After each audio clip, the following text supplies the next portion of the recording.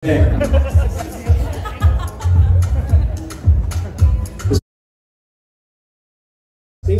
Okay, hi everyone! As you know, sobrang may stage fright talaga ako. So, kinakabahan ako na lahat kayo nakatingin sa akin.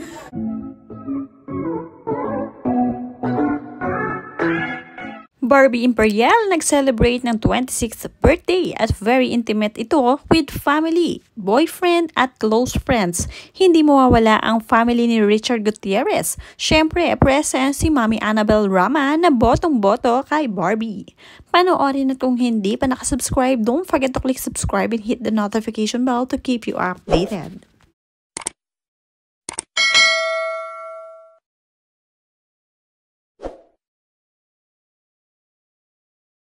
Nang pumasok na nga si Barbie Imperial sa kanyang venue o pavilion ay agad namang binati ang kanyang mga bisita.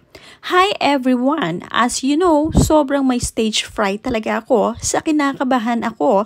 Lahat kayo nakatingin sa akin. But I just wanted to thank everyone for coming kahit umuulan.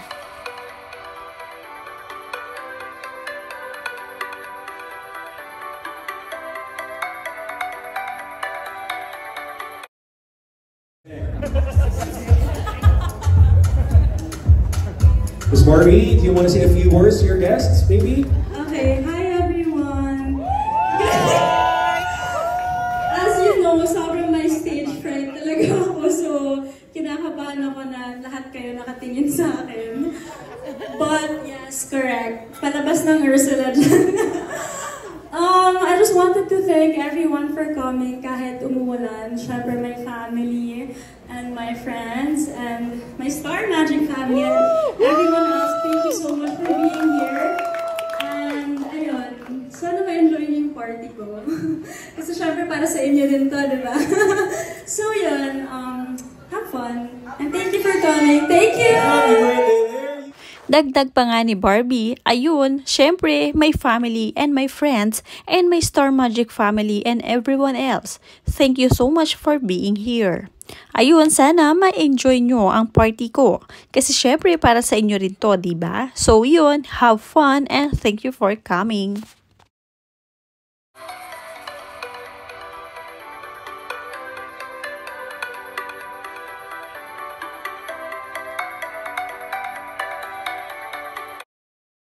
At kahit naman nasaan ngayon si Barbie Imperial ay naroon din ang kanyang nobyong si Richard Gutierrez na laging nakasubaybay sa kanya.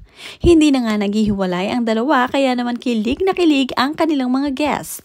Lalong-lalo na si Navina Morales na talaga namang malapit sa mga Gutierrez. Narito rin sa birthday ni Barbie Imperial. I just wanted to thank everyone for coming kahit umuulan. Syempre, my family and my friends and my Star Magic family and everyone else. Thank you so much for being here. And ayun, sana ma-enjoy niyo yung party ko.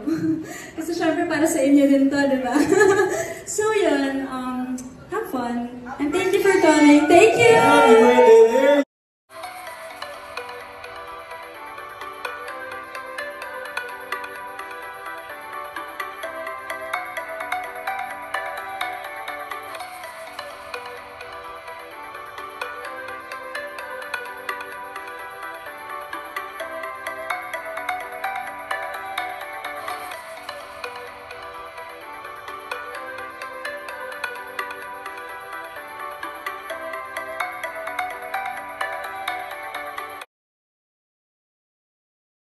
Wala naman ang sabit si Richard Gutierrez kaya naman kahit na magpunta ito kay Barbie Imperial ay okay na okay lamang dahil maayos naman silang naghiwalay nitong si Sara Labati.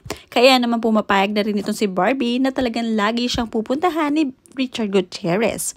Over time, Barbie has learned to ignore the negative chatter and not let them get to her. She addressed this a few weeks before her birthday. On July 17, 2024, sabi ni Barbie, parang lahat ng nakikita, kahit isang anggulo lang, puro negative. Actually, kapag nagbukas ka ng social media, parang kahit ang ganda ng ginawa ng tao sa isang bagay, may negative pa rin talaga. So, I think, yung secret talaga is maging positive ka. As long as alam mo sa sarili mo na wala kang ginagawang masama, hayaan mo silang magsalita. Basta ang focus ko talaga magtrabaho at syempre maibigay ko yung mga pangangailangan ng mom ko. Sa ngayon, ang goal nitong si Barbie ay hindi patulan ang mga bashers at mga taong nagbibigay ng negative na komento sa kanilang dalawa ni Richard Gutierrez. Basta kung wala silang ginagawang masama ay go lang, kaya naman hinahayaan na lang at hindi na pinapansin ang kung sino mang nagsasabi na siya ay nangaagaw daw. Gustong-gusto talaga ni Richard Gutierrez itong si Barbie Imperial at talaga namang ipinaglalaban niya ito kahit makita ng publiko. Lalong-lalo na ang Mami Annabel Rama, talaga namang botong-boto dito kay Barbie, kaya naman naisasama talaga siya ni Richard kahit nasa bahay nila.